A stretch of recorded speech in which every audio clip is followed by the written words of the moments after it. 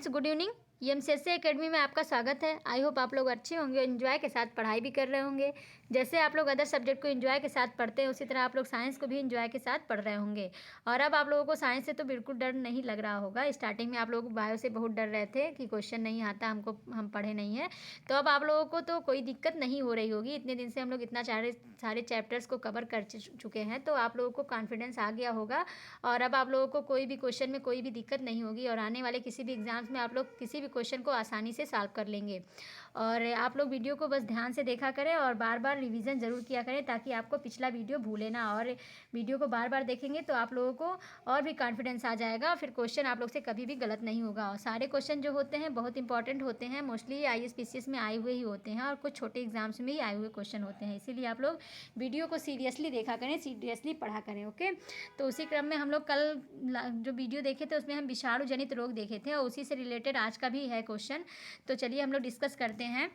पहला क्वेश्चन है, खसरा की बीमारी होती है। खसरा की बीमारी किससे होती है? वायरस से, कवक से, जीवाणु से, माइकोप्लाज्मा से। आपको बताना कि खसरा की बीमारी किससे होती है। तो खसरा जो होता है इसको मीजल्स भी बोलते हैं। मीजल्स जो होता है बच्चों में होने वाली एक प्रमुख विषाणुजन्य रोग होता है, और जिसको हम एंटीबायोटिक द्वारा ठीक नहीं कर सकते हैं। ओके, तो आपको कौन सा ये ऑप्शन हो गया? आप खसरा जो है एक प्रकार का वायरस है, विषाणुजन्य रोग है, तो आपका ऑप्शन नंबर फर्स्ट जो है राइट हो जाएगा, वायरस से। ओके, चलिए नेक्स्ट क्वेश्चन देखते हैं। विश्व में चेचक का उन्मूलन घोषित हुआ। विश्व में चेचक का उन्मूलन घोषित हुआ किस वर्ष में? 1975 में, 1980 में, 1996 में, 2008 में। तो चलिए इसका भी आंसर देने की कोशिश कीजिए, क्या हो सकता है, कौन सा ऑप्शन आपका राइट हो सकता है।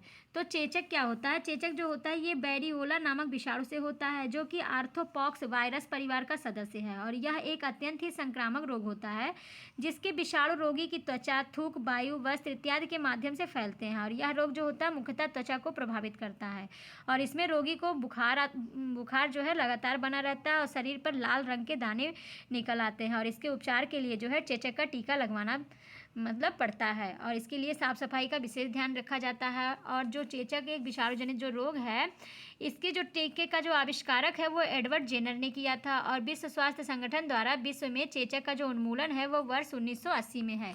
तो आपका ऑप्शन नंबर कौन सा राइट हो जाएगा? आपका ऑप्शन नंबर सेकेंड जो है राइट हो जाएगा। जो विश्व में चेचक का उन्मूलन हुआ था वो वर्ष 1980 में हुआ था। आपका ऑप्शन नंबर सेकेंड जो है राइट हो गया। ओके, नेक्स्ट क्वेश्चन देखते हैं। इम्यूनोलॉजी के जनक कौन है? इम्यूनोलॉजी के जनक कौन है? Robert Koch, Louis Pasteur, Edward Jenner, Landsteiner. तो आपको बताना है इम्यूनोलॉजी के जनक कौन है। तो चलिए आंसर दीजिए, कौन से आपका ऑप्शन राइट हो सकता है। तो एडवर्ड जेनर को इम्यूनोलॉजी का जनक भी कहते हैं, और इन्होंने ही जो है चेचक के टीके का आविष्कार किया था। तो आपका ऑप्शन कौन से राइट हो जाएगा? आपका ऑप्शन नंबर थर्ड जो है राइट हो जाएगा, एडवर्ड जेनर। इम्यूनोलॉजी के जो जनक है वो एडवर्ड जेनर है। ओके, चलिए नेक्स्ट क्वेश्चन देखते हैं। रानीखेत बीमारी संबंधित है। रानीखेत बीमारी किससे संबंधित है? मुर्गियों से, गायों से, बकरियों से, घोड़ों से। तो चलिए इसका आंसर देने की कोशिश कीजिए, क्या हो सकता है। ये भी आपके PCS में आए हुए क्वेश्चन है। तो रानीखेत बीमारी जो होता है ये मुर्गियों में होने वाला एक बीमारी है, और जो ये अत्यंत ही संक्रामक होती है, और यह एक विषाणुजन्य बीमारी है। तो आपका कौन सा ऑप्शन होगा? आपका ऑप्शन नंबर फर्स्ट जो है राइट हो जाएगा, मुर्गियों से। रानीखेत बीमारी जो होता है ये मुर्गियों से फैलता है। ओके, और विषाणुजन्य रोग है। चलिए नेक्स्ट क्वेश्चन देखते हैं। दुधारू पशुओं की निम्नलिखित बीमारियों में से कौन सी संक्रमणीय है? फुट एवं माउथ रोग, एंथ्रेक्स, ब्लैक क्वार्टर, काउपॉक्स। और नीचे दिए गए कोड का प्रयोग कर सही उत्तर चुनिए। पहला, दूसरा, तीसरा, दूसरा, तीसरा, चौथा, पहला, चौथा, पहला, दूसरा, तीसरा, चौथा। ये भी आपका UP PCS में आया हुआ एक क्वेश्चन है। तो चलिए आंसर दीजिए, क्या हो सकता है। जो दुधारू पशु होते हैं उनमें उनकी जो बीमारियों में से कौन सा संक्रमणीय है, इनमें से कौन कौन सा है जो उनको बीमारी पहुंचाता है दुधारू पशुओं को। तो फूट एवं माउथ रोग जो होता है ये मवेशियों में होने वाला एक विषाणुजन्य संक्रमणीय रोग है। और एंथ्रेक्स जो होता है ये बैसिलस एंथ्रासिस नामक जीवाणु द्वारा मवेशियों में होने वाला एक संक्रमणीय रोग है। और ब्लैक क्वार्टर जो होता है ये भेड़ों में होने वाला एक संक्रमणीय रोग है। और काउपॉक्स जो होता है ये भी मवेशियों में होने वाला एक विषाणुजन्य संक्रमणीय रोग है। तो आपको पता चल गया कौन सा ऑप्शन होगा। आपका फुट एंड माउथ रोग जो होता है ये भी आपका मवेशियों में होने वाला विषाणुजन्य रोग है। एंथ्रेक्स जो होता है ये बैसिलस एंथ्रासिस नामक जीवाणु द्वारा मवेशियों में होने वाला संक्रमणीय रोग है। और ब्लैक क्वार्टर जो होता है ये भेड़ों में होने वाला संक्रमणीय रोग है। और काउपॉक्स जो होता है ये मवेशियों में होने वाला विषाणुजन्य संक्रमणीय रोग है। तो आपका कौन सा ऑप्शन राइट होगा? आपका ऑप्शन नंबर फोर्थ जो है राइट हो जाएगा, 1, 2, 3 और 4। ओके, चलिए नेक्स्ट क्वेश्चन देखते हैं। विश्व के कुछ भागों में विद्यमान पशुओं का फुट एवं माउथ रोग होता है। फुट एवं माउथ रोग होता है जीवाणु के कारण, फंगस के कारण, प्रोटोजोआ के कारण, विषाणु के कारण। तो अभी मैंने इसका डिटेल अभी डिस्कस किए हैं। फुट और माउथ रोग जो होता है ये मवेशियों में होने वाला विषाणुजन्य रोग है। तो आपको बताना है कि ये किससे होता है। इसका आंसर तो आप लोग आसानी से दे सकते हैं और ये आपका IAS में आया हुआ क्वेश्चन है। तो चलिए आप लोग बताइए कौन सा ऑप्शन हो सकता है। तो गाय, भैंस, भेड़, बकरी तथा सूअर जैसे जो आदि पशु होते हैं उसमें इसको खुरपका या मुंहपका रोग भी कहते हैं, जिसे फूट एंड माउथ डिसीज़ भी कहते हैं। ये इसका जो हिंदी है खुरपका या मुंहपका, जो ये जो है विषाणु के कारण होता है। और लियोफ्लर एक वैज्ञानिक हैं, लियोफ्लर और फ्रास ये दोनों वैज्ञानिक जो हैं ये 1897 में जर्मनी में पशुओं में खुरपका और मुंहपका रोग का पता लगाया था। खुरपका और मुंहपका, खुरपका मतलब जो जो चलते हैं नाखून जो उनके खुर होते हैं वो पक जाते होंगे, और मुंह जो होता है मुंहपका मतलब मुंह में भी घाव जैसे बन जाते होंगे, इसी को हम फूट एंड माउथ डिसीज़ भी कहते हैं। और ये आपका गाय, भैंस, भेड़, बकरी, सूअर आदि पशुओं में होने वाला ये विषाणु के कारण होने वाला रोग है। तो आपका ऑप्शन नंबर 4 जो है राइट हो जाएगा। और जो लियोफ्लर और फ्रास ने है जो जर्मनी में है, ये इन्होंने पशु का मतलब इस रोग का पता लगाया था। ओके, तो आपका ऑप्शन नंबर 4 जो है राइट हो गया। नेक्स्ट क्वेश्चन देखते हैं। वर्ष 2011 को पशुओं में होने वाली किस बीमारी के लिए चिन्हित किया गया है? खुरपका मुंह का रोग के लिए, रिंडर पेस्ट के लिए, रेबीज के लिए, काउपॉक्स के लिए। तो आपको बताना है कि वर्ष 2011 को पशुओं में होने वाली किस बीमारी को चिन्हित किया गया। 2011 में पशुओं में कौन सी बीमारी हो रही थी? तो वर्ष 2011 को पशुओं में होने वाली जो है रिंडर पेस्ट नामक बीमारी के लिए चिन्हित किया गया था, और यह भी एक विषाणु जनित रोग है रिंडर पेस्ट। तो आपका ऑप्शन नंबर 2 राइट हो गया।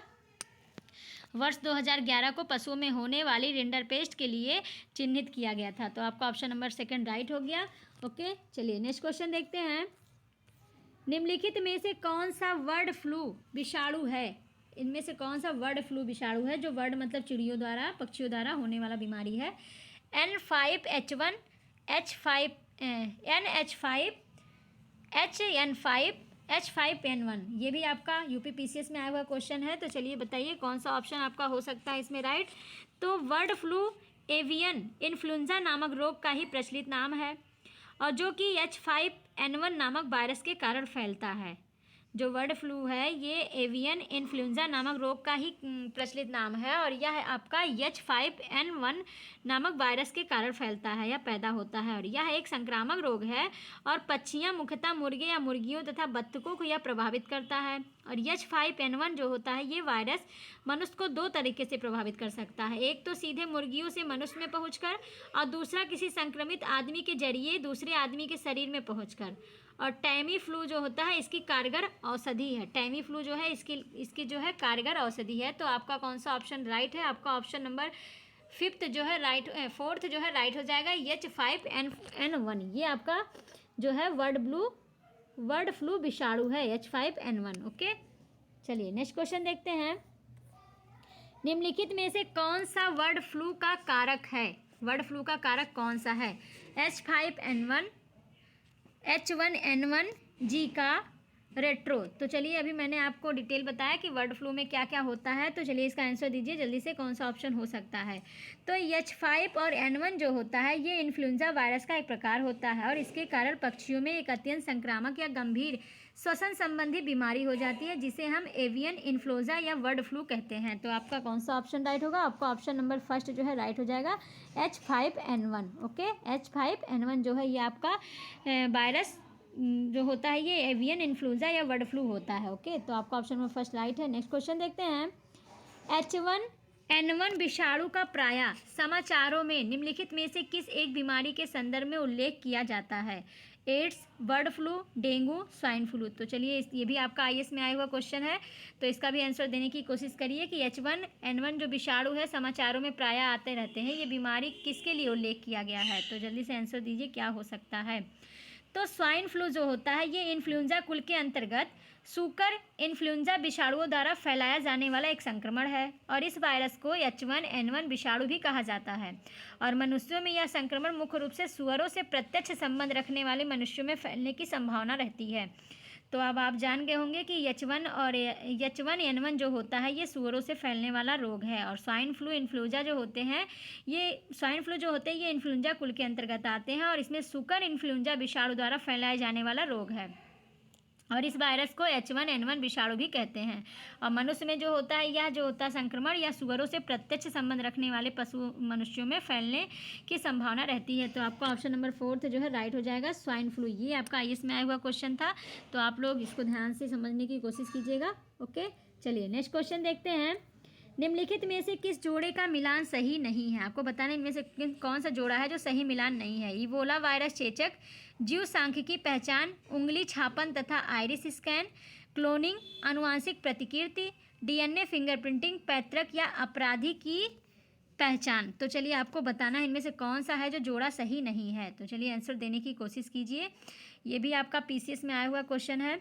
तो आपका जो ऑप्शन नंबर फर्स्ट जो है ये आपका सही सुमेलित नहीं है। इबोला वायरस जो होता है ये चेचक नहीं होता है। इबोला जो होता है ये रक्तस्रावी बुखार इबोला वायरस के कारण होता है। जो रक्तस्रावी बुखार होता है वो इबोला वायरस के कारण होता है। और इबोला जो नाम है ये इबोला नामक नदी है, उसी के नाम पर इस वायरस का नाम रखा गया है। तो ये आपका चेचक नहीं होगा, रक्तस्रावी बुखार होगा। और सेकंड जो है जीव सांख्य की पहचान जो है, ये जो जीव की संख्या की पहचान जो की जाती है उंगली छापन, उनके उंगली की छाप से और उसके आइरिस जो आँख होता है उसमें आइरिस होते हैं उसके स्कैन से हम जीव की संख्या की पहचान करते हैं। ये आपका सही है। तीसरा है क्लोनिंग। क्लोनिंग जो होता है आनुवांशिक प्रतिकृति। आनुवांशिक प्रतिकृति मतलब कि एक उसी के रूप का दूसरा रूप बनाना, मतलब सेम शक्ल का बनाना, उसी को क्लोनिंग कहते हैं। क्लोनिंग मतलब आप जानते होंगे कि उसका ही जुड़वा रूप कह सकते हैं। तो ये आनुवांशिक प्रतिकृति, ये भी आपका राइट है। और तीसरा है DNA फिंगरप्रिंट्स। ये पैतृक या अपराधी की पहचान। DNA फिंगर जो होता है कि मतलब DNA एक दूसरे से मैच होता रहता है, तो फिंगर से पहचान लेते हैं कि उन्हीं का पुत्र है या उन्हीं का वंशज है कि नहीं है। तो आपका ऑप्शन नंबर फर्स्ट जो है राइट होगा। इबोला वायरस जो होता है ये चेचक के कारण नहीं होता है। इबोला जो होता है ये रक्तस्रावी बुखार होता है। ओके, चलिए नेक्स्ट क्वेश्चन देखते हैं। इबोला है एक क्या है इबोला? आतंकवादी संगठन, प्राणघातक विषाणु, एड्स परीक्षण, इनमें से कोई नहीं। तो आपको बताना है कि इबोला क्या है। तो चलिए आंसर देने की कोशिश कीजिए, क्या हो सकता है इबोला। तो इबोला जो होता है ये प्राणघातक विषाणु है जो पश्चिमी अफ्रीकी देशों में महामारी के रूप ले चुका था। पश्चिमी जो अफ्रीका देश होता है उसके पश्चिमी अफ्रीकी देशों में महामारी का रूप ले चुका था और इसे विश्व स्वास्थ्य संगठन या WHO ने अगस्त 2014 में अंतर्राष्ट्रीय स्वास्थ्य आपदा घोषित कर दिया। और पहली बार जो है 1976 में इबोला वायरस की पहचान की गई थी। सबसे पहली बार जो इबोला वायरस की पहचान वो 1976 में की गई थी। 1976 में की गई थी और 2014 में इसे अंतर्राष्ट्रीय स्वास्थ्य आपदा घोषित कर दिया गया था। ओके, और ये किस में फैला था? आपका पश्चिमी अफ्रीकी देशों में महामारी का रूप ले चुका था। तो ये जो है इबोला जो है एक प्रकार का प्राणघातक विषाणु है। ओके, चलिए नेक्स्ट क्वेश्चन देखते हैं।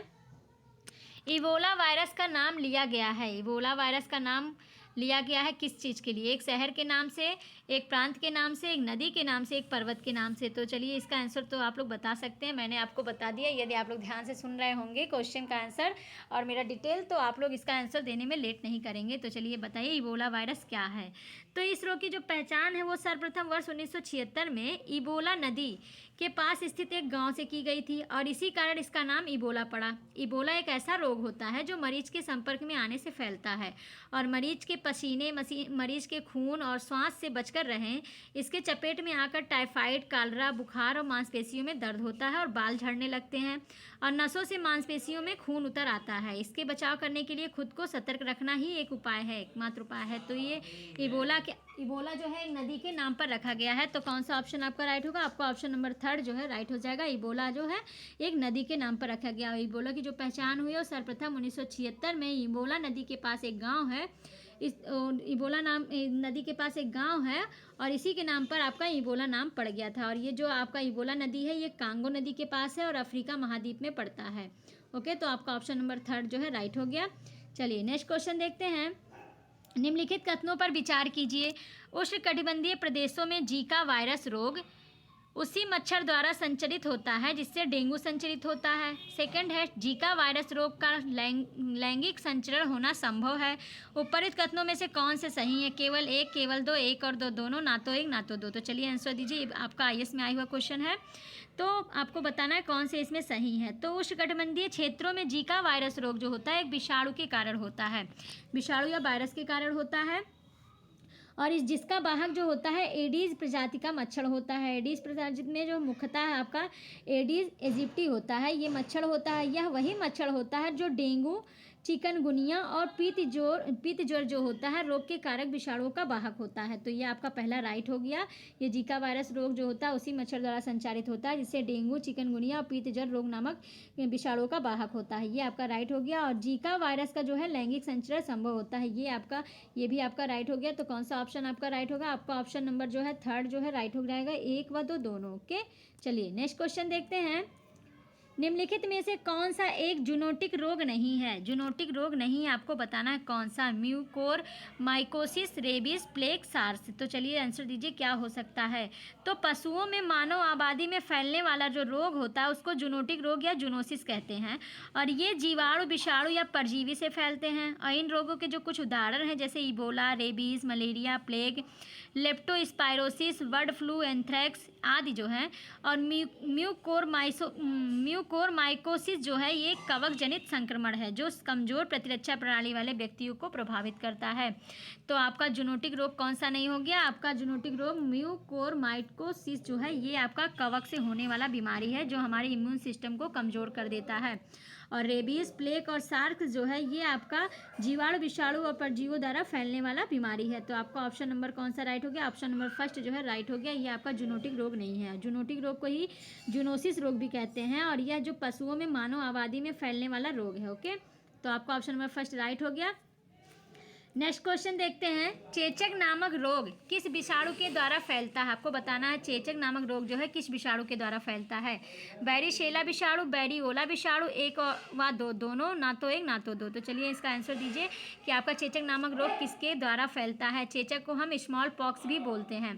तो यह रोग जो होता है ये बैरियोला विषाणु द्वारा फैलता है। आपका चेचक नामक जो रोग है ये बैरियोला विषाणु द्वारा फैलता है, और इसका प्रकोप जो होता है ये संपूर्ण शरीर पर होता है। और रोग वायु द्वारा या रोगी के सीधे संपर्क द्वारा फैलता है, और इसमें जो है रोगी को बुखार होता है, सिर में दर्द होता है, जुकाम होता है, उल्टियाँ होती हैं, और फिर 3 से 4 दिनों बाद मुंह पर लाल दाने निकल आते हैं जो मतलब जो स्टार्टिंग जो होता है उसमें शरीर में फैल जाते हैं और बहुत तेज़ी से शरीर में फैलते हैं, और ये दाने अंत में जल स्फोटों में बदल जाते हैं जिससे इस पर साफ तरल भाग रहता है, और सूखने पर ये दाने शरीर पर निशान छोड़ जाते हैं। और इसके उपचार जो होते हैं रोगी के संपर्क में आने से बचना होता है, और चेचक का जो है टीका भी लगाया जाता है। तो आपका ऑप्शन नंबर सेकंड जो है राइट हो गया। बैरियोला विषाणु नामक ये चेचक नामक जो रोग है ये बैरियोला विषाणु से होता है। इसके लिए साफ सफाई की आवश्यकता होती है, और मुख्यतः यह मनुष्य के संपर्क में आने से फैलता है। इससे हमारे शरीर में स्पॉट पड़ जाते हैं, दाने बन जाते हैं, जो कुछ दिन बाद वो फट जाते हैं जिससे शरीर पर धब्बा या दाग बन जाता है। ओके, तो आपका ऑप्शन नंबर सेकंड जो है राइट हो गया। चलिए नेक्स्ट क्वेश्चन देखते हैं। हैंड फुट माउथ रोग निम्न में से किसके द्वारा फैलता है? हैंड फुट माउथ रोग जो है निम्न में से किसके द्वारा फैलता है? आपको बताना है वायरस द्वारा, जीवाणु द्वारा, कवक द्वारा, उपर्युक्त सभी। तो चलिए आंसर दीजिए क्या हो सकता है। हैंड फुट माउथ रोग निम्न में से किसके द्वारा फैलता है? तो इसका आंसर क्या हो सकता है, आप जल्दी से बताइए। तो हैंड फुट माउथ रोग जो होता है यह वायरस से फैलने वाला रोग है जो गले से शुरू होता है व्यक्ति है और व्यक्ति को संक्रमित करता है, जो गले से आरंभ होकर व्यक्ति से व्यक्ति को संक्रमित करता है। और यह रोग ज़्यादातर 10 वर्ष से कम आयु के बच्चों को होता है, और यह रोग जो है संक्रमित व्यक्ति के प्रत्यक्ष संपर्क, लार, मल, गले या नाक के अपव्यय पदार्थों से संपर्क में से होता है। और इसके लक्षणों में बुखार, सर दर्द, भूख का कम होना, गले में अल्सर, डिहाइड्रेशन, पैरालाइसिस आदि सारी इसमें शामिल हैं। और हैंड फुट माउथ रोग जो होता है इसके जो कारक हैं वो 71 ईस्वी में वायरस द्वारा 4 एशियाई देशों में 20,000 से अधिक बच्चे चपेट में आ गए थे, और वर्ष 1998 में ताइवान में इसका काफ़ी बुरा प्रभाव देखने में आया, जबकि चीन में 71 ईस्वी के द्वारा 28 बच्चों की मृत्यु हुई थी और 15,000 संक्रमित हुए थे। और सिंगापुर व वियतनाम में 13,000 से अधिक मामले सामने आए थे। तो आपका कौन सा ऑप्शन राइट हो जाएगा? ये जो आपका कौन सा रोग है, ये आपका वायरस से फैलने वाला रोग है। हैंड फुट माउथ रोग जो है वायरस द्वारा फैलने वाला रोग है। ऑप्शन नंबर फर्स्ट जो है राइट हो गया। ओके, चलिए नेक्स्ट क्वेश्चन देखते हैं। निम्न में से कौन सा वायरस जनित रोग नहीं है? छोटी माता, पोलियो, हैजा, रेबीज। आपको बताना है इनमें से कौन सा है जो वायरस से नहीं होता है। तो आपका छोटी माता जो होता है ये आपका बैरिशेला विषाणु के उपजाति द्वारा फैलता है और इसका प्रकोप संपूर्ण शरीर पर होता है। और यह रोग जो होता है रोगी के श्वास या छींकों द्वारा प्रसारित होता है।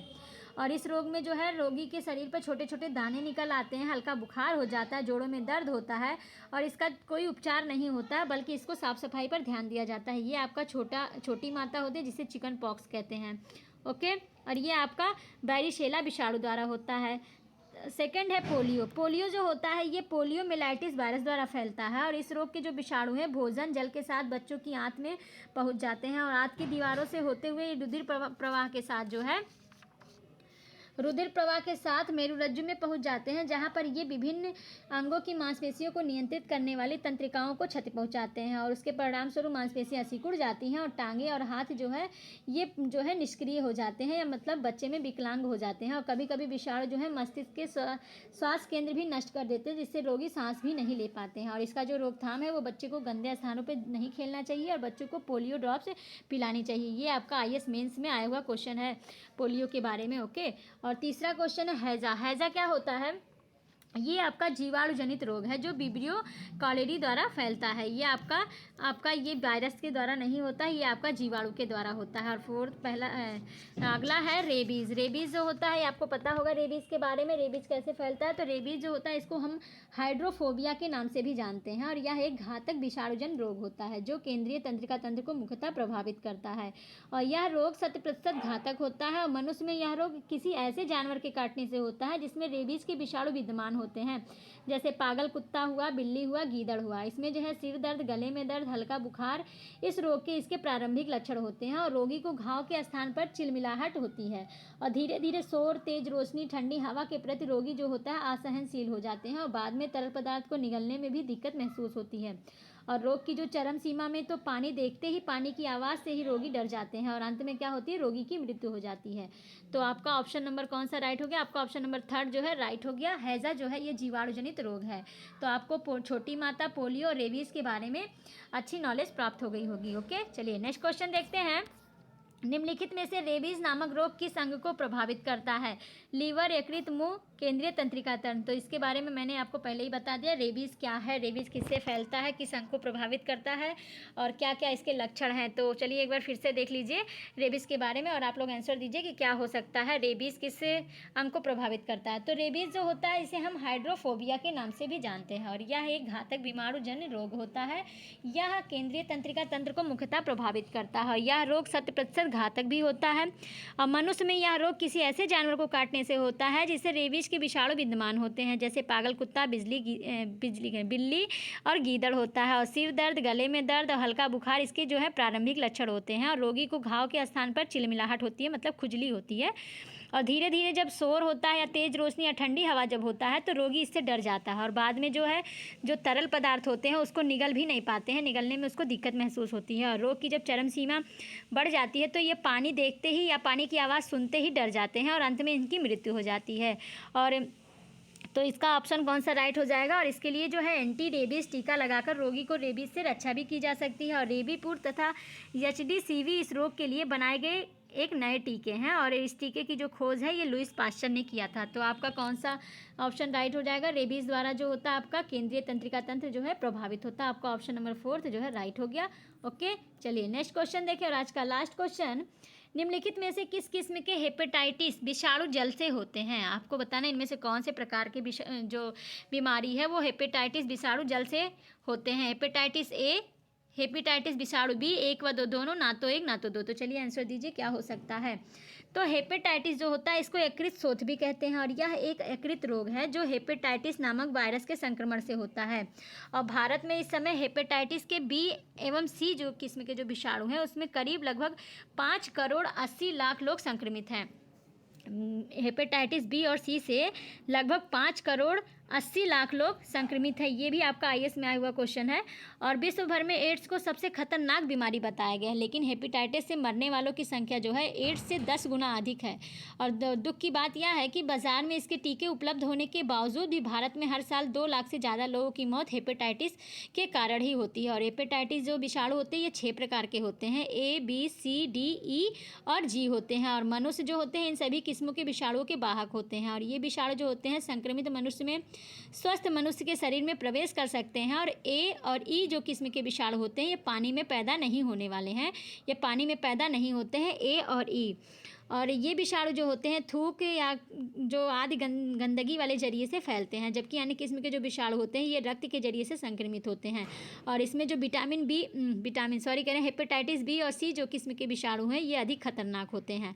और इस रोग में यकृत से उत्पन्न होने वाले जो पित्त वर्णक को यकृत पूरी तरह से अपचय नहीं कर पाता या पचा नहीं पाता, इसीलिए आँखें और त्वचा जो होती है पीली पड़ जाती हैं। और आपका जो यूरिन होता है ये भी पीला हो जाता है। और तिल्ली का जो कार्य होता है इसकी कार्य क्षमता घट जाती है और खून में जो है पित्त बढ़ जाता है और भूख नहीं लगती है। उपचार के लिए क्या करना चाहिए? रोगी को आराम के साथ यकृत के गामा ग्लोबुलिन इंजेक्शन तथा दही, गन्ने का रस, हरा साग, सब्जी का सेवन करना चाहिए। और एक्लिप्टा एल्वा नामक पौधे से प्राप्त जो है औषधि इसके उपचार के लिए सहायक होती है। तो आपको हेपेटाइटिस के बारे में भी जानकारी हो गई होगी। तो कौन सा आपका ऑप्शन राइट हो जाएगा? आपका हेपेटाइटिस ए और हेपेटाइटिस ई जो होता है, सॉरी यहाँ पे ई रहेगा, हेपेटाइटिस ई और हेपेटाइटिस ए और हेपेटाइटिस ई जो होता है ये आपका दोनों जो होता है ये विषाणु पानी से पैदा होने वाले रोग होते हैं। ठीक है, तो आपका ऑप्शन नंबर 3 जो है राइट हो जाएगा। अगर हम यहाँ पे बी ना लें तब आपका केवल एक ही राइट हो जाएगा, लेकिन आपका 2 है,